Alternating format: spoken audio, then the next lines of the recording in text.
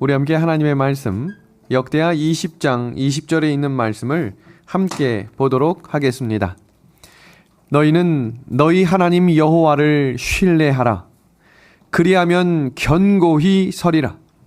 그의 선지자들을 신뢰하라. 그리하면 형통하리라. 아멘. 성경이란 무엇인가, 우리 두 번째 성경 연구 시간을 통해서 오늘 이 본문 말씀이 우리에게 주는 특별한 교훈이 있습니다. 이 성경 말씀은 과연 언제 누가 누구에게 한 말일까요? 이 성경 말씀은 우리가 굉장히 자주 접하는 말씀이거든요. 여호와를 신뢰하라, 선지자들을 신뢰하라, 그리하면 형통하겠다. 그럼 이게 도대체 누가 누구에게 한 말일까요? 역대하 20장의 배경을 잠깐 소개하겠습니다. 여기 지금 쌍두마차를 타고 달려가는 이 모습을 보니까 느낌이 재밌게 경주하거나 즐기는 것 같지 않고 뭔가 전쟁 중에 큰 문제가 생긴 것 같은 느낌이 들지 않으십니까? 지금 역대하 20장에는 여호사밧이라고 하는 하나님께서 세워주신 기름 부은 왕이 아람이라고 하는 한 나라가 쳐들어와서 그 전투를 치르기 바로 직전에 했던 말이 오늘 본문의 이야기입니다. 여호사밧이 이루고 있었던 하나님의 나라는 당시 강대국이었어요. 아주 강했습니다. 그런데 이 나라에 아주 소규모 나라들이 쳐들어온 것입니다. 성경 말씀을 보면 그때의 여호사밧이 두려워했다라고 말합니다. 그렇게 강대했던 이 나라의 왕이 도대체 그렇게 조그만 나라들이 쳐들어오는데 왜 두려워했을까요? 그것은 그가 하나님의 말씀을 어겼고 불순종의 결과로 이 전쟁이 일어났던 것을 알고 있었기 때문입니다. 그래서 이 전쟁을 치르기 바로 직전 그가 했던 것은 온 백성과 함께 회개를 합니다. 하나님 앞에 엎드립니다.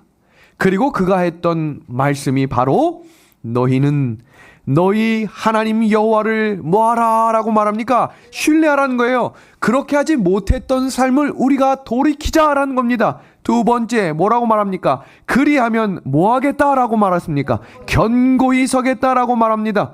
그리고 또 이어지는 말씀이 나오죠. 그의 선지자들을 신뢰하라. 그리하면 뭐하겠다 말합니까? 형통하겠다라고 말합니다. 그러면 여기 견고히 선다, 형통한다 라고 하는 이 말씀이 연결되는 한 단어가 있어요. 그것은 무엇인가? 성경입니다. 하나님의 말씀, 성경이죠. 선지자들이 예언한 그 진리, 성경입니다. 이 성경을 붙들고 말씀을 그대로 순종하고 따라갈 때 어떻게 되겠다라고 이야기합니까? 견고히 서는 것뿐만 아니라 너의 인생이 형통하겠다라고 선언하고 있는 것입니다.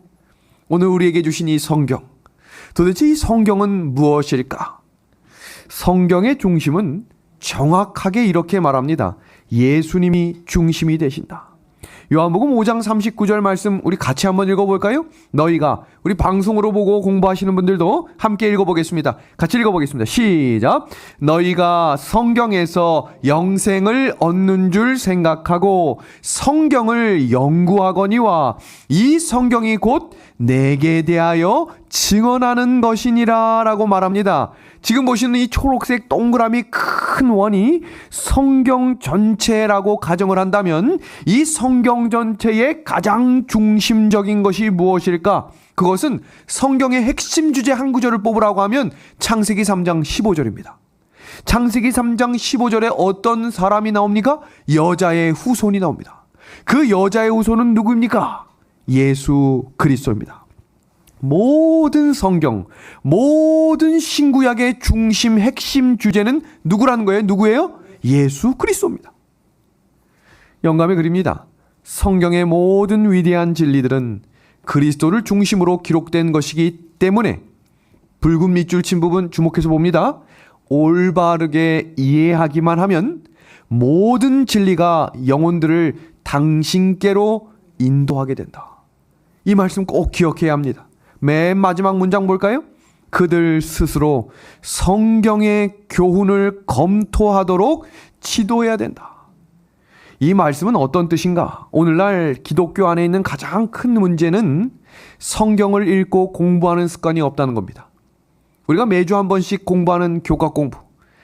교과 공부하시는 우리 지도하시는 선생님들께 질문하면 공부를 많이 해오십니까? 라고 질문하면 대부분의 분들은 그냥 밑줄 쳐지지 않은 깨끗한 책을 들고 오는 경우들이 많이 있다라고 말합니다. 다른 말로 이야기하면 습관이 되어 있지 않은 것입니다.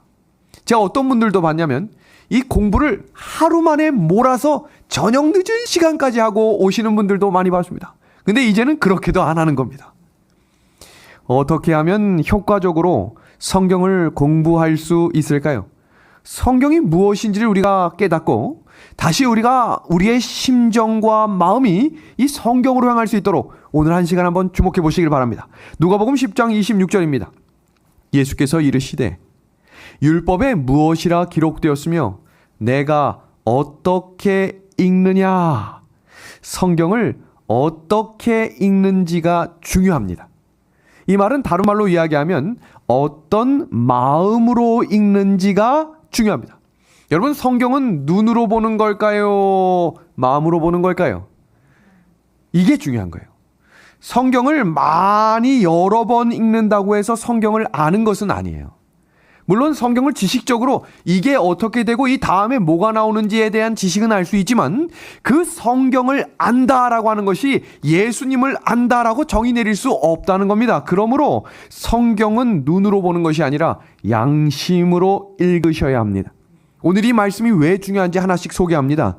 성경 말씀을 성경에서는 씨앗으로 표현합니다. 예수님께서도 비유를 들을 때 천국에 대한 비유를 이야기하실 때도 씨를 표현하시지만 말씀에 대해 소개할 때도 씨에 대한 비유를 하셨습니다. 그리고 씨를 뿌리지요. 4가지 밭이 나오는데 그 밭은 뭐를 의미한다고 우리가 알고 있습니까? 마음입니다. 그래서 이 씨앗이 뿌려지면, 자, 여기 주목해 주세요. 씨앗이 뿌려지면 그대로 있으면 죽은 거예요. 싹이 나야 되고요. 자라나야 되고요.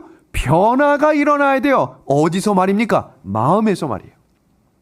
그리고 그 마음의 변화를 일으켜 주시는 분을 성경에서는 성령이라고 이야기하며 성령의 또 다른 이름이 진리입니다.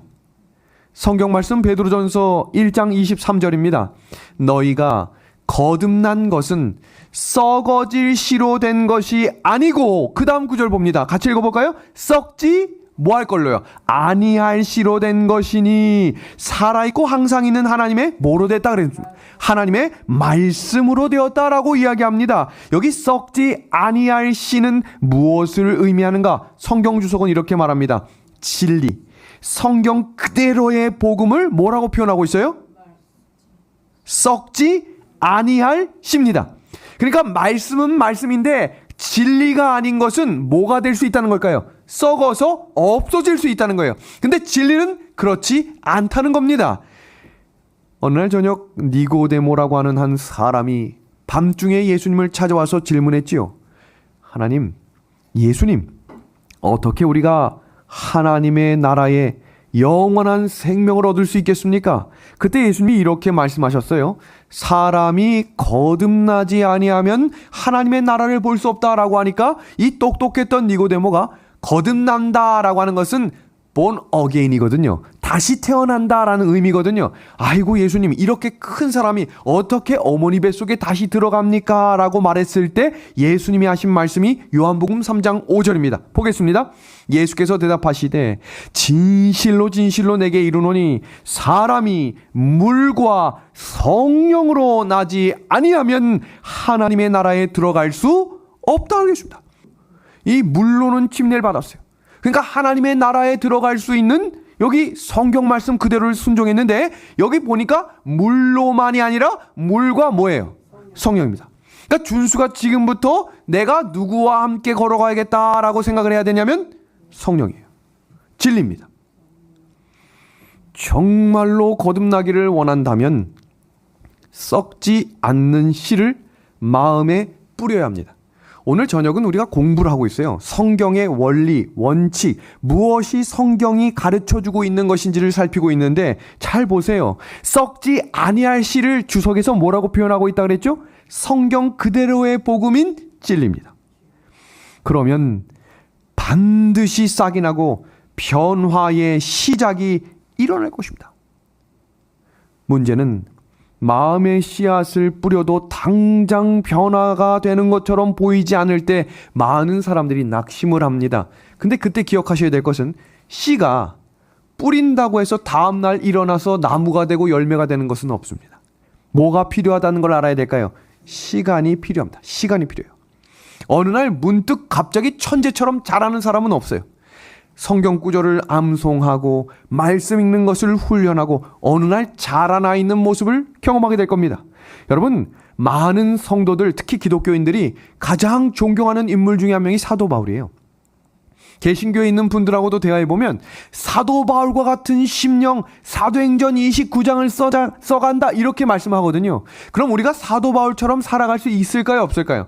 성경은 우리가 닮을 수 있는 사람과 우리와 성정이 같은 인물을 기록해놨지 슈퍼맨이라든지 우리가 전혀 다른 사람의 내용을 기록한 책이 아니에요. 마찬가지로 성경에 사도 바울이 있다는 것은 우리도 사도 바울과 같이 예수님밖에 없음을 고백할 수 있다는 겁니다. 그러면 우리가 어떻게 사도 바울과 같은 심령을 가질 수 있을까? 바울이 걸어갔던 길들을 묵상하셔야 돼요. 그냥 어느 날 사도 바울이 쫙 앉아가지고 로마서 쓰고 쫙 앉아가지고 에베소서를 쓴 게 아니라 길목마다 하나님께서 함께 하시고 하나님께서 도와주시고 하나님께서 역사하신 과정을 경험했지요. 그러면서 그도 스스로 이렇게 했어요. 자라났다. 예수님께서 나를 자라나게 하셨다. 제가 오늘 태소비한테 그랬어요. 키 컸다. 자라난 것입니다. 준수하고 옆에 섰는데 원래 귀 밑에까지 왔는데 이제 눈썹까지 왔어요. 자라난 것입니다. 이렇게 우리가 신앙도 자라나는 것을 경험해야 올바른 신앙을 걸어가는 것입니다. 바울이 얼마나 많은 시간 동안 성경을 공부했을까요? 사도 바울은 원래 똑똑했기 때문에 걸어가면서 성경을 다 깨달은 것이 아니라 기회가 있을 때마다 성경을 연구했다고 되어 있어요. 다음입니다. 마찬가지로 우리도 그처럼 말씀 연구에 마음을 들이고 시간을 들일 때 씨앗이 심겨져서 시간이 지남으로 성령께서 물을 주시고 성령께서 입혀주심을 경험함으로 열매를 맺어가는 것을 갈라디아서 5장에 기록된 성령의 열매가 맺혀진다라고 소개하는 겁니다. 여러분, 근데 지금 이 질문을 들을 때 기분 좋으세요? 기분 좋으세요? 그럼 태섭이 1시간씩 꼭 읽을 거예요? 500만 원씩 주면? 대단합니다. 그럼 500만 원씩 안 주면 안 읽겠다는 뜻일까요? 중요한 것은 왜 우리가 이 질문을 들을 때 마음이 흐뭇하고 좋을까? 우리의 삶의 우선순위가 무엇에 있는지를 점검해 보시는 거예요. 성경에서 분명히 너희는 떡으로만 살 것이 아니기 때문에 하나님의 말씀으로 살아가라 라고 할 때마다 우리는 아멘을 해요. 그런데 아침에 눈을 떠서 할 일은 다 하는데 성경을 보지 않는 사람들은 점점 늘고 있습니다. 확실합니다.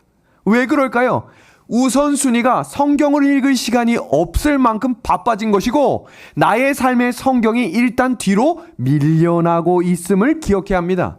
그래서 오늘 우리가 성경이 무엇인지를 배우고 왜 성경을 읽어야 하는지를 깨닫는다면 내일 새벽, 내일 아침 눈을 떴을 때 가장 먼저 성경을 펴고 하나님께 기도함으로 오늘의 나의 삶을 하나님께 드리게 되는 신앙의 길을 걸어가게 될 것입니다. 말씀을 읽고 공부해야 되는 이유가 있어요. 자, 볼까요? 말씀을 읽어야 하나님이 누구인지를 깨달을 수 있기 때문이에요. 방법 이거 말고는 없어요. 하나님에 대해서 알 수 있는 방법은 내가 걸어가다 보니까 우연히 만났나 아닙니다. 말씀 속에서 하나님께서는 이렇게 이야기하셨어요. 성령은 말씀대로 일하신다 그랬어요. 그 말은 무엇이냐면 막 음성이 들리고 이렇게 하는데 성경과 반대되는 이야기를 했다. 그건 사탄의 음성입니다. 마찬가지로 성경을 읽지 않고 살아가게 되면 내가 원하는 신을 만들어서 하나님이라고 이름을 붙일 수 있다는 얘기입니다.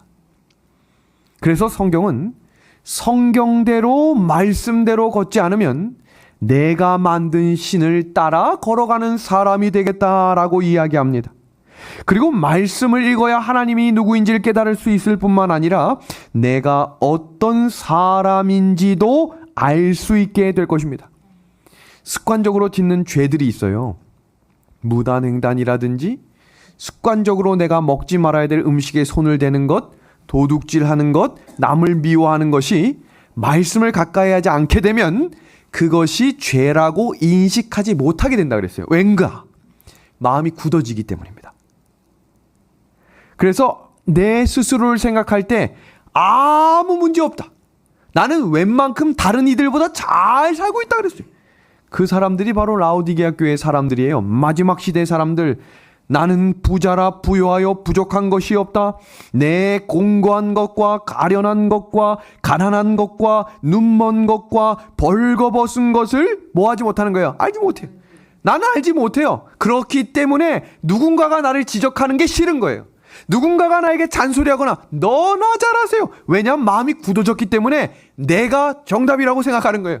성경은 예수님이 정답이고 우리가 그 안에서 정답을 찾아가라고 이야기했지 내가 결정하는 대로 예수님을 쫓아오라고 이야기하고 있지 않다라고 말합니다. 여기 주목해 주십시오.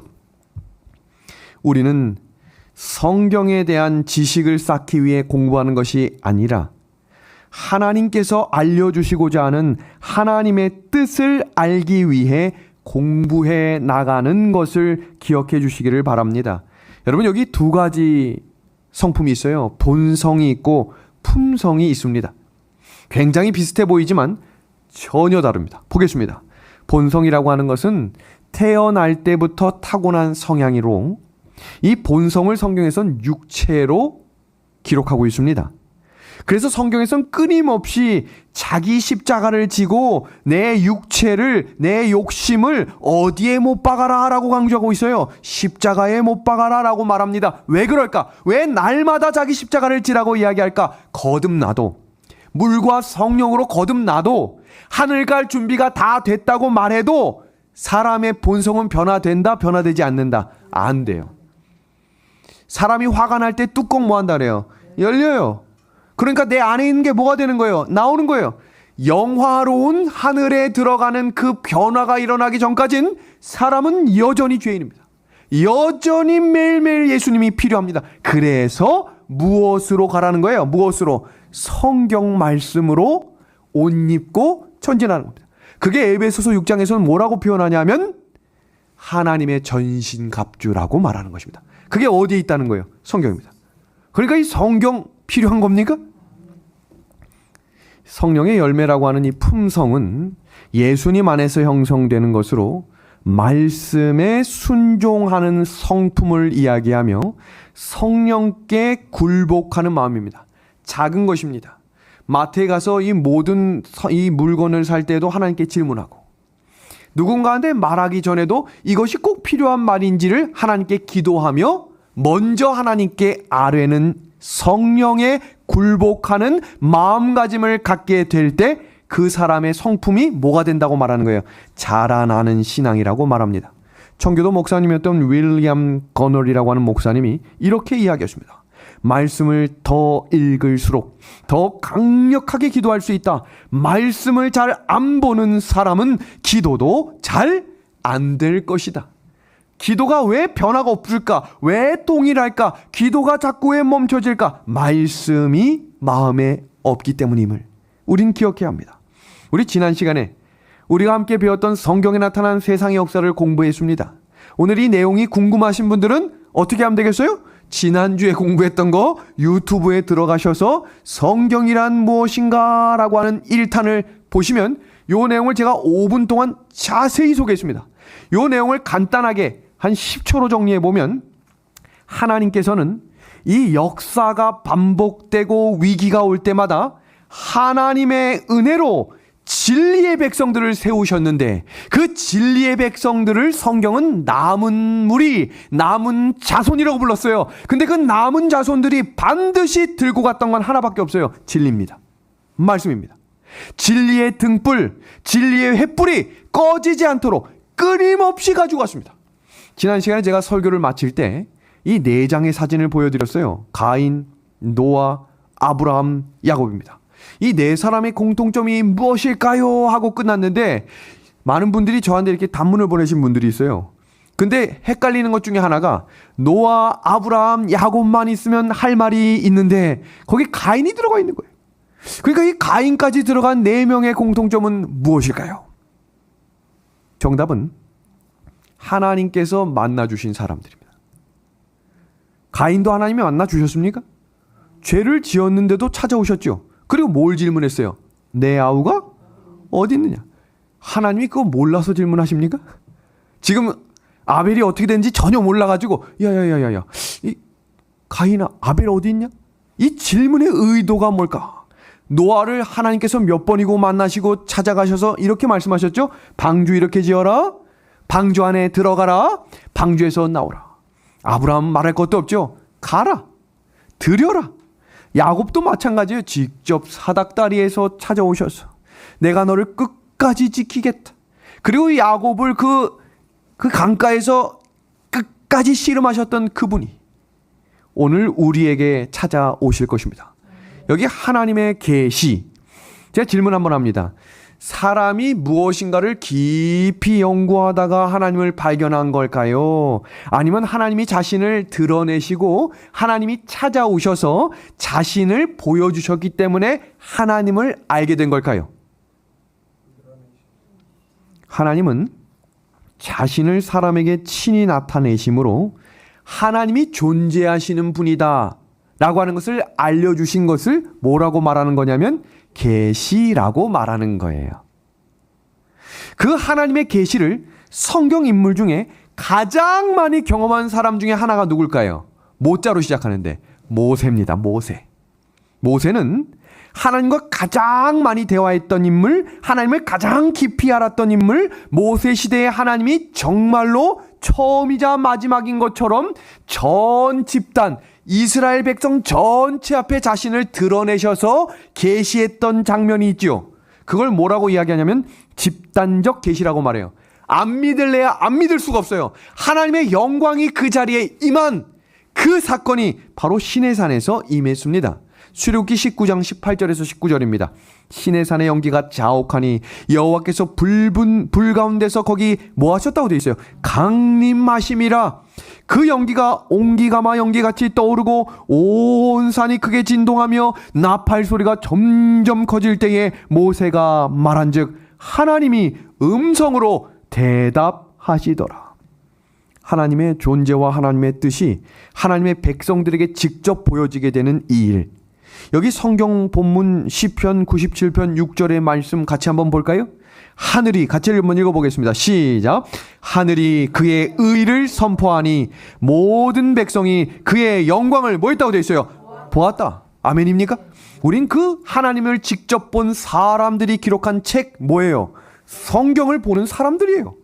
은혜입니까? 은혜입니다. 그러면 그 하나님이 선포하셨던 의라는 이 단어가 무엇을 말하는가? 원어입니다. 원칙, 기준, 십계명이라는 원칙을 전체 백성들이 하나님의 임재를 경험한 이후에 보여주신 겁니다. 이처럼 계시라고 하는 하나님이 드러내서 보여주신다라고 하는 계시는 총 4가지 계시가 있어요. 첫 번째 계시는 창조 계시입니다. 천연계를 통해서 하나님이 어떤 분인지를 알 수 있도록 보여주시겠다는 겁니다. 두 번째 계시는 실물 계시입니다. 잠시 후에 살피겠지만 성소처럼 눈에 보이는 자리를 마련하시고 그곳에 하나님이 임재하심으로 하나님께서 존재하시는 분임을 깨닫게 하시는 겁니다. 세 번째는 특별 계시. 이것은 뭐냐면 성경처럼 기록함으로 남겨두시고 사람들이 봄으로 누구를 알아갈 수 있게요? 하나님을 알아갈 수 있도록 보여주십니다. 마지막 4번째 계시는 뭔가 인격 계시입니다. 직접 이 땅에 오셨어요. 제자들이 질문했잖아요. 우리에게 하나님을 좀 보여주세요 라고 했을 때 예수님이 뭐라고 하셨죠?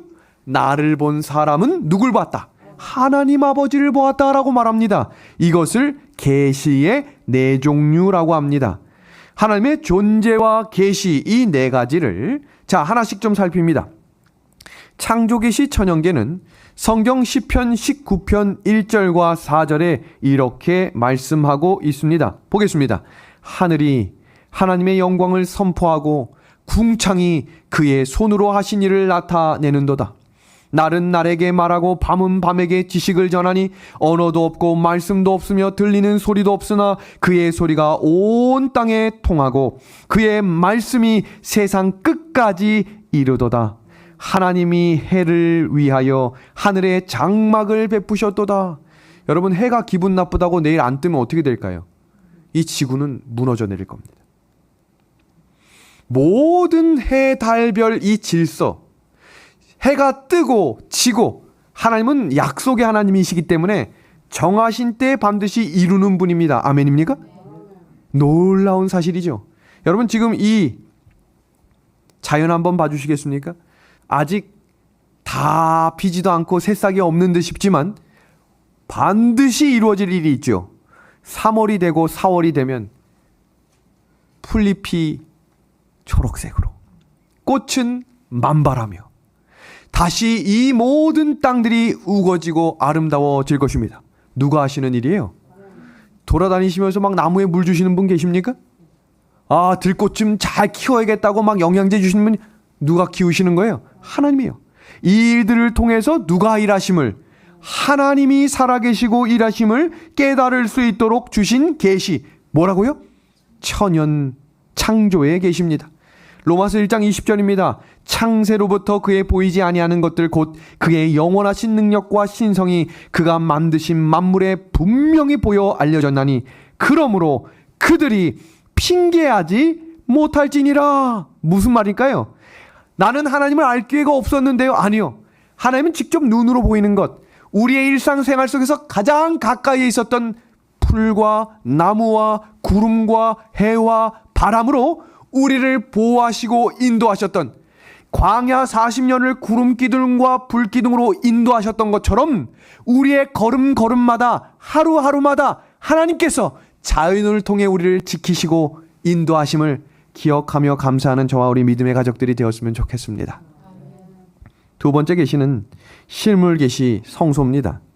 시편 63편 2절, 내가 주의 권능과 영광을 보려 하여 이와 같이 성소에서 주를 바라보았나이다 라고 말합니다. 출애굽기 25장 8절과 9절이죠.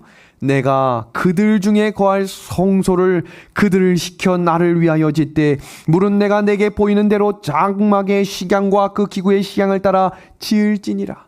하나님이 사람을 너무 사랑하셨어요. 그래서 아담과 하와를 너무 자주 찾아오셨는데 죄를 짓고 끊어지게 되자 그들을 만날 길이 없었어요. 그 죄로 인해 끊어진 사람들과 만날 수 있는 중간의 축복의 자리 뭐였습니까? 성소를 만들게 하셨죠. 자, 여기 봅니다. 하나님께서 성소를 그들 중에 있게 하셨다가 옆으로 오셨어요. 그런데 이 옆으로 계셨던 분이 직접 사람이 돼서 이 땅에 태어나셔서 이름을 뭐라고 지으셨습니까? 임마누엘이라고 지으시며 우리와 뭐하고 계시다는 거예요? 함께입니다. 함께. 옆에 계셨던 분이 이제는 안 되겠다, 내가 너와 함께 하겠다, 그게 예수님이세요. 근데 이 예수님이 성령을 보내주시면서 이젠 어디에 계시겠다라고 말해요? 너희 안에입니다. 지금 이 예수님이 얼마나 사람하고 가까이 가고 계시고 싶은 그 마음이 느껴지세요? 처음에 하나님께서 우리 중에 계셨다가 갑자기 우리 곁에 오셨다가 이제 어디에 계시겠다고 그래요? 우리 안에. 그것이 하나님의 마음입니다. 다음은 세 번째 특별 계시인 성경입니다. 요한복음 5장 39절 방금 읽었죠? 디모데후서 3장 16절과 17절에 모든 성경은 하나님의 감동으로 되었다. 이 성경의 지은이가 누굽니까? 하나님이십니다. 하나님께서 사람, 선지자들, 기자들을 통해서 40여 명의 기자들이 기록한 66권의 책을 우리에게 주신 이것을 무슨 계시라고 부른다고요? 특별 계시라고 하는 것입니다. 그리고 마지막 계시가 바로 인격 계신 예수님이신데요.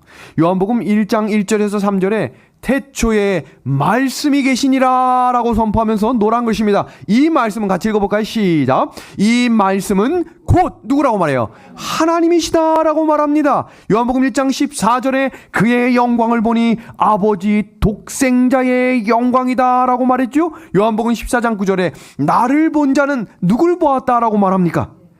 아버지를 보았다 라고 말합니다. 이 구절을 좀 정리해 드리겠습니다. 요한복음 1장 1절에 말씀이 계셨는데 이 말씀이 곧 하나님이라고 이야기합니다. 말씀이 육신이 되어 우리 가운데 오셨는데 하나님의 뜻이 형체를 가지고 우리 가운데 오셨는데 그분을 누구라고 이야기합니까? 예수 그리스도라고 말합니다. 그러니까 말씀이 하나님인데 그 하나님이 육체를 가지고 이 땅에 오신 분이 예수님이시래요. 그러니까 예수님이 곧 뭐라는 거예요? 말씀이라는 거지요. 와, 이거 대단한 논리입니다. 예수님이 말씀이세요. 그러니까 예수님을 만나면 사람이 변화될 수밖에 없어요. 그렇기 때문에 사탄은 가능하면 누구를 못 만나게 할까요? 예수님을 못 만나게 합니다. 영감의 글 볼까요? 사단은 그가 성경 연구를 게을리하고 기도를 등한히 하도록 유혹할 수 있는 자는 모두 자기의 공격으로 정복할 수 있다는 것을 잘 안다. 그러므로 그는 사람의 마음을 빼앗기 위하여 온갖 술책을 다 쓴다라고 말합니다. 여러분, 중세시대에 사탄이 성경을 보는 사람들을 다 잡아 죽였어요.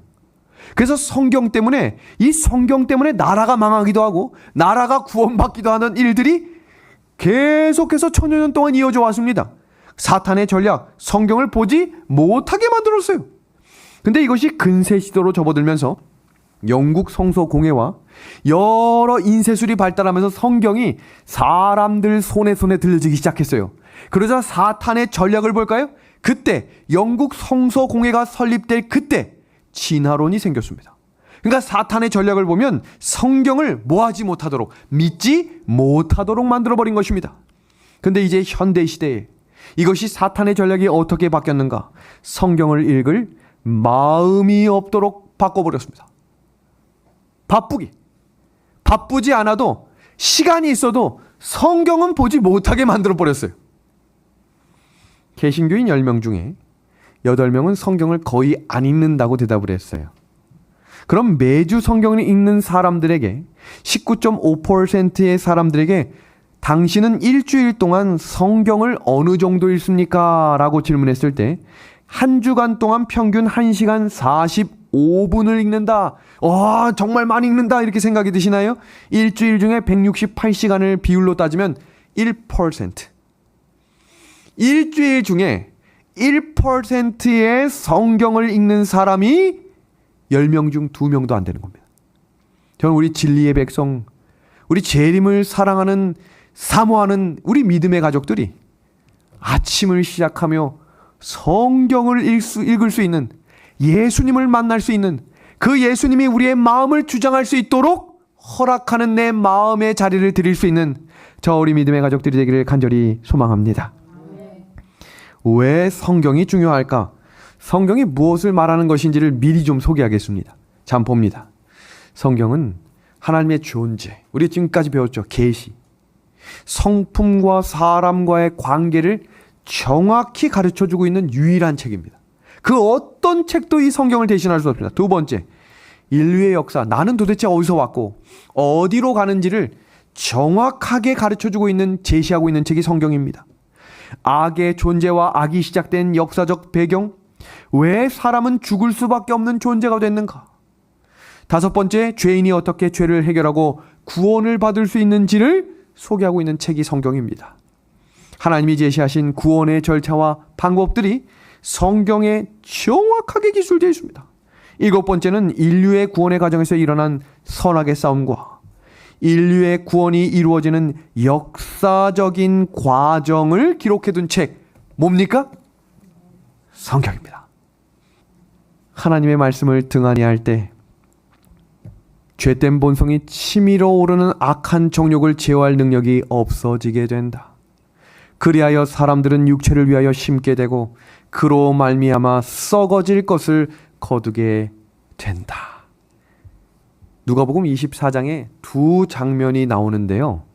첫 번째 장면은 우리가 잘 알고 있는 익숙한 장면인 엠마오로 가는 두 제자와, 두 번째 장면은 많은 사람들이 주목하고 있지 않지만 11명의 제자가 예루살렘에 모여 있었습니다.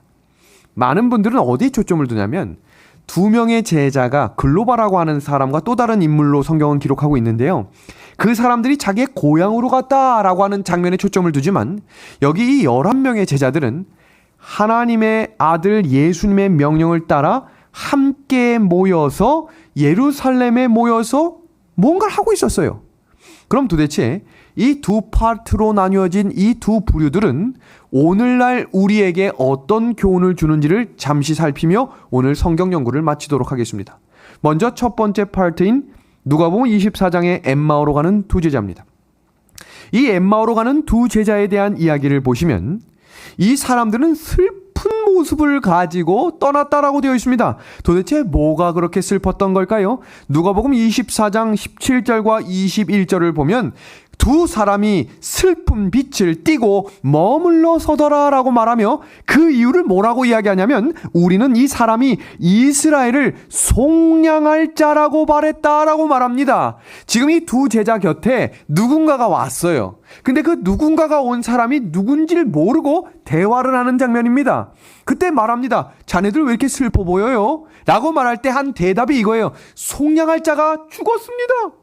그게 누굽니까? 예수님을 의미해요. 그럼 도대체 이들이 말했던 속량은 무슨 뜻인가? 이겁니다. 포로에서, 노예에서 해방시킬 자란 얘기예요. 다시 말하면 예수님의 제자였지만 예수님을 따라다녔던 목적 중에 가장 큰 비율을 따졌던 것이 나의 부귀와 영화였던 거예요.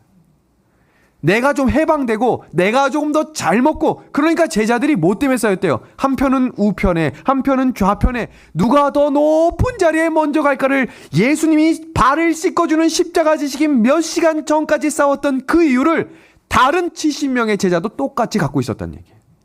그러니까 예수님이 돌아가셨어요. 그러니까 이들이 생각하는 메시아의 예수님은 내가 조금 더 잘 편안하고 잘 먹고 잘 살기를 원했다는 겁니다. 어쩌면 우리처럼 말이죠. 예수님을 잘 섬기면 우리 자녀가 조금 더 잘 되고, 예수님께 더 잘 복종하고 순종하면 우리 가정이 조금 더 편안하지 않을까? 이것을 기복신앙이라고 말합니다. 그때 함께 걸어가셨던 예수님은 그들을 책망하시거나 나무라시지 않고 이렇게 말씀하십니다. 선지자들이 말한 모든 것을 마음에 더디 믿는 자들이요. 그리스도가 이런 고난을 받고 자기의 영광에 들어가야 할 것이 아니냐 하시고 이에 모세와 모든 선지자의 글로 시작하여 모든 성경에 쓴 바 자기에 관한 것을 자세히 설명하십니다. 여기서 주목할 만한 것은 예수님께서 부활하시고 난 이후에는 기적을 일으키시지 않았어요.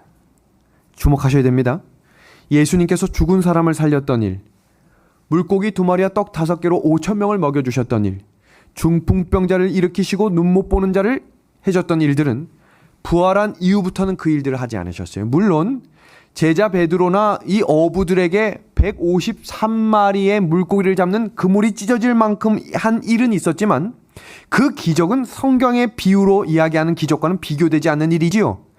그때부터 예수님께서 하셨던 한 가지 일은 성경 있는 그대로를 다시 한번 그들에게 가르쳐 주셨다는 거예요. 왜 그것이 중요한가? 사람이 변화되는 가장 중요한 원리는 성경을 바로 볼 때 변화된다는 겁니다. 왜 제자들이 변화됐는지 지금부터 소개합니다. 왜 그러냐면 이 두 명의 제자가 눈이 번쩍 띄어지고 마음에 사라졌던 믿음이 다시 회복됐던 원리는 성경입니다. 그 성경의 내용 중에 동정녀에 대해서 다시 소개하셨어요.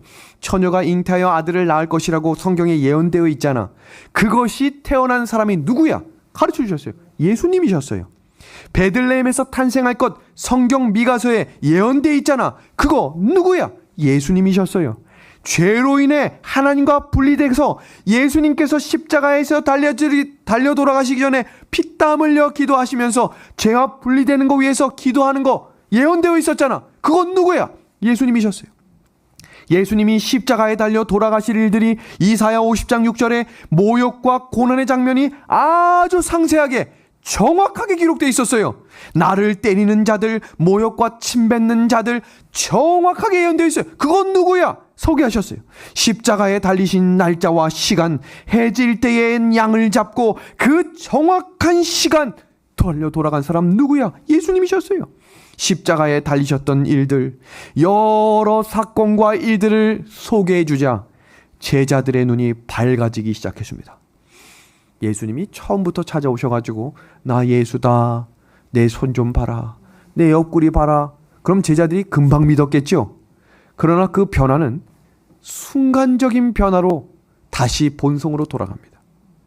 그런데 사람이 변화되는 발걸음 우리가 오늘 첫 시간에 씨 배웠잖아요. 씨.